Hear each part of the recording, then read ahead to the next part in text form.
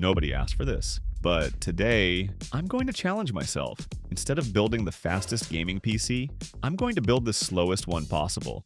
Yes, this might actually be the only gaming PC on YouTube that nobody will be jealous of. The rules are simple. I can only use random parts I already have, lying around in my studio. No buying new hardware, no cheating. And the goal is to assemble a complete PC, just like a normal gaming setup, with all the essential components. Honestly, this might end up looking like one of those ancient computers you used to see in a school library. But to make the challenge even more interesting, once the system is finished, I'm going to overclock it right to the edge of what this hardware can handle, and then throw modern games at it to see just how badly it falls apart.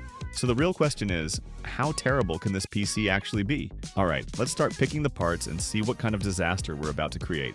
Alright, to begin this build, the first thing we need is a motherboard platform.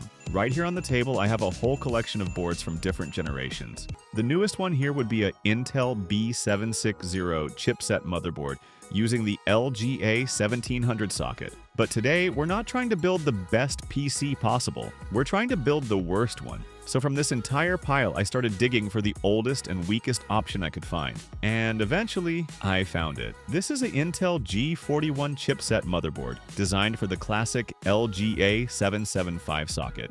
This platform dates all the way back to around 2008. It's been so long that I don't even remember the exact year anymore. And to be honest, I'm not completely sure whether this thing still works properly. You can still find boards like this floating around the used market, but I really wouldn't recommend buying one today. The platform is simply too limited for modern use. For example, the maximum supported memory is only 8 gigabytes of RAM, and storage is restricted to SATA 2, which typically tops out at around 250 to 280 megabytes per second. That's roughly half the speed of SATA 3, the standard used by most systems today. So yeah, starting this build with this platform is already a pretty terrible decision. Now that the platform has been chosen, everything else becomes a lot simpler. On my table, I've got a mix of CPU from both AMD and Intel, all sorted out by their sockets. But today I'm only interested in one specific platform, LG A775 socket. And for that socket, I found 3 processors. The first one is an Intel Core 2 Duo E8400, which is actually still a fairly capable chip for its time. But honestly, that would be way too powerful for this terrible PC build. What I'm really looking for is something much weaker, like this Intel Pentium E2200. Of course, before using it, I need to make sure it still works. If I remember correctly, I actually pulled this chip out of a pile of electronic scrap a long time ago. So let's install it and see what happens. And wow, no post, no signal. This thing is completely dead. I guess it must have died a long time ago without me even realizing it. So that leaves me with the final option, the Intel Pentium E5700. After installing it and powering on the system, thankfully, it works perfectly. Let me quickly go over the specs of this processor. It comes with 2 cores and 2 threads, and the clock speed is locked at 3 GHz. About 15 years ago, this chip was actually one of the most popular budget CPU you could buy. It cost roughly half the price of a Core 2 Duo, yet delivered about 90% of the performance, which made it incredibly attractive for budget builds.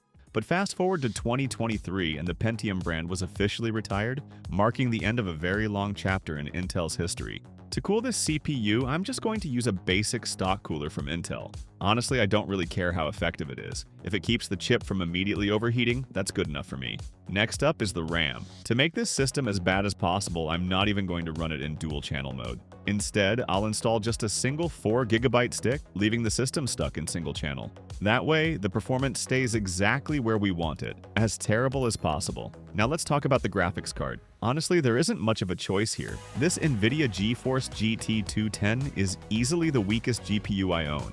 It only comes with 512 megabytes of VRAM, which by today's standards is almost nothing. In fact, people used to joke that cards like this were basically display adapters, something you use just so the monitor turns on. The performance is so weak that even integrated graphics finally have a worthy opponent. Now let's move on to storage. For this build, we're going to completely forget about high-speed SSD. Instead, I'll be using a traditional 320 gigabyte hard drive to handle all the tasks that an SSD would normally take care of. And honestly, this decision alone will probably make the system twice as slow. Everything from booting into Windows to loading games is going to take significantly longer. So if you're not the most patient person, my honest advice is to stay as far away from drives like this as possible. Now let's talk about the power supply, and honestly, this part is a bit risky. The unit is rated at 250 watts, but the 12-volt rail only delivers about 96 watts, which is pretty questionable. So I'm really hoping this thing doesn't burst into flames while the system is running. As for the case, it doesn't really affect performance in this experiment. So I'll just grab a random chassis that can hold all the components together neatly. And with that, we finally have all the parts ready for what might be the worst PC build imaginable. The real question now is, how bad will the performance actually be? Well, there's only one way to find out. Let's run some tests and see what happens. First, I'm going to check the CPU performance using a benchmark tool. And honestly, the results are pretty embarrassing. The processor only scored 414 points in the multi-core test, which is already extremely low. But the single-core result is even worse, coming in at just 223 points. That's honestly painful to look at. I'm pretty confident this CPU is slower than almost any computer you're watching this video on right now. Now it's time to talk about the GPU, and I'm not going to hide how terrible this thing really is. In a benchmark at 1080p, the card only managed 6 frames per second. That's obviously unusable for gaming, and it's clear this GPU is way out of its depth here. Realistically, the only resolution where it might function somewhat decently is 720p. Next, let's move on to actual game testing. Because this GPU only supports DirectX 10, most modern titles simply won't even launch. So instead, I'll be testing a few older games and then pushing the system even further by overclocking it to its limits.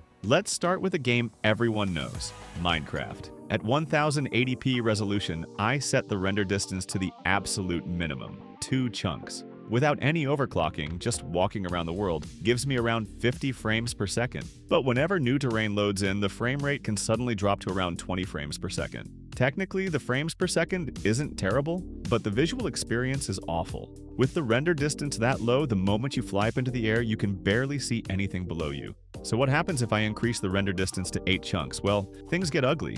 The frame rate drops to around 30 frames per second, and there are constant stutters. In some moments, it even plunges down to just 3 frames per second. Next, let's move on to an older AAA title, Tomb Raider. For this system to even handle the game, I had to drop the resolution all the way down to 800 by 600 with the graphics set to the absolute lowest settings. Even then, the frame rate only fluctuates between 20 and 30 frames per second at best.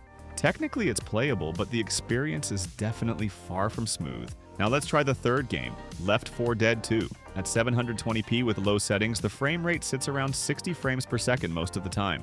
However, when large groups of zombies appear on screen, the performance can suddenly drop to much lower levels. So now it's time for the part I've been waiting for, overclocking. My goal is to push the CPU to 3.3 GHz. To do that, I increase the FSB by 20 MHz. Since the Intel Pentium E5700 has a multiplier of 15, the math is pretty simple. 220 times 15 equals 3,300 MHz, or 3.3 GHz. And just as expected, the CPU successfully boosted up to 3.3 GHz.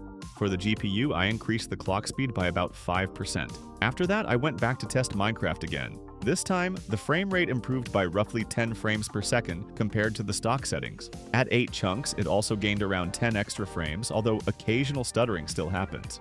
Moving back to Tomb Raider, the highest frame rate I recorded was around 34 frames per second. The difference isn't dramatic, but the gameplay does feel a little more stable. Then I returned to Left 4 Dead 2, where the system managed to reach a peak of 89 frames per second. More importantly, even during intense zombie encounters, the system didn't suffer the same massive frame drops as before, but I wasn't done yet. My next target was 3.6 GHz, so I increased the FSB by another 20 MHz and pushed the GPU clocks a little further as well. Back in Minecraft, the highest frame rate I recorded was around 90 frames per second. The improvement wasn't huge, but the overall stability was noticeably better, and those sudden drops became less frequent. As for the other two games, the changes were minimal and not particularly noticeable. Still, I wanted to push things further, so I added another 10 MHz to the FSB, but when I tried to boot the system, it immediately failed to start. After reducing the FSB by 5 MHz, the system finally booted again. At that point, the CPU was running at around 3.67 GHz. I launched Left 4 Dead 2 to test it, but after about 2 minutes, the system suddenly crashed. So it looks like 3.6 GHz is the absolute limit of this CPU. And with that, I've officially built the worst gaming PC I possibly could, and pushed it all the way to its limit. If you enjoyed watching this ridiculous experiment, don't forget to leave a like and subscribe to the channel.